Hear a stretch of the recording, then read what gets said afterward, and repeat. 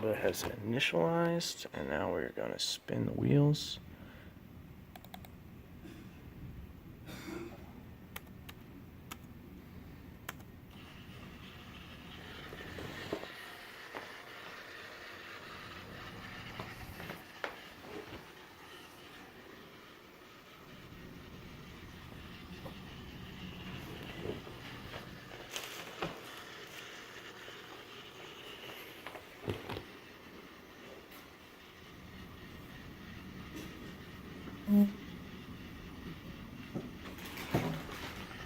Every time it passes in front of the recycling bin, a 1 will show up on this Roomba range date display.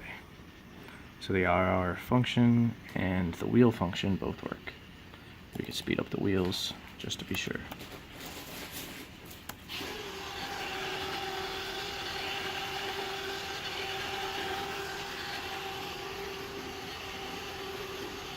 And if we stop, the Roomba powers off.